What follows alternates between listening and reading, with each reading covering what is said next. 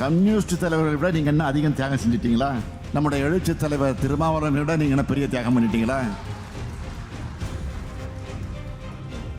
இங்க இருக்கக்கூடிய தலைவர்களை விட எதிரையாவது ஒரு இடத்துல நாங்க மிஞ்சி தியாகம் பண்ணிருக்கணும் உங்களால் நிரூபிக்க முடியுமா? திருமாவளவன் அவர்களே, உங்களுக்கென்று ஒரு மரியாதை இருந்து கொண்டே இருக்கின்றது மக்களிடத்திலே. ஆகவே திராவிட முன்னேற்ற கழகம் செய்கின்ற தவறையெல்லாம் நீங்கள் சுமந்து கொண்டு அவர்களுக்கு ஆதரவாக நீங்கள் கருத்துக்களை வெளியிட்டுக் கொண்டிருந்தால் உங்களுடைய நிலை தலையிலாக மாறிவிடும்.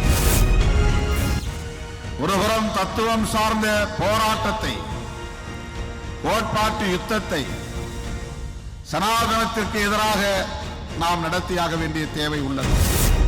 முரண்படுவதும் உடன்படுவதும் சேர்ந்ததுதான் இந்த கூட்டணியே தவிர அனைத்தையும் ஆதரிப்பது, அனைத்துக்கும் உடன்பட்டு போவது என்பது அல்ல இந்த கூட்டணியுடைய நிலைப்பாடு என்பதை நான் இங்கே தெரிவிக்க விரும்புகிறேன். கொள்கை முரண்கள் ஒருபோதும் கொள்கைக்கு எதிரிகளுக்கு இடம் கொடுத்து விடக்கூடாது.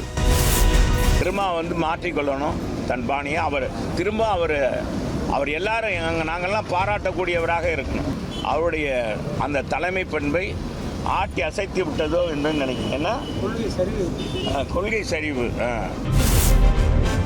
அம்மாவுக்கு பிறந்த நாள், என்னுடைய தொழிலாளருக்கு பிறந்த நாள், அதற்காக அவங்க குடும்பத்தோடு வந்தாங்க. வாழ்த்து சொல்லிட்டு போயிட்டாங்க. வேற எந்த பேச்சு கிடையாது. வணக்கம், வணக்கத்தை வரவேற்பது. இந்த வணக்கம் அந்த வணக்கத்தை வரவேற்பது.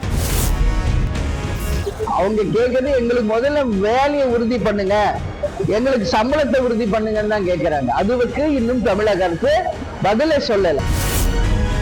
டைரக்ஷன் யார் தெரியுமில்ல? டைரக்ஷன் மேயர் தான் டைரக்ஷன். யார்கிட்டையும் அசிஸ்டண்டா இருந்து கத்துக்கு வராதனால சரியா டைரக்ஷன் வரல. டைரக்ஷன் மேற்பார்வை இருக்கார் ஐயா சேகர் பாபு, அவருக்கு சுத்தமா தெரியல டைரக்ஷன்.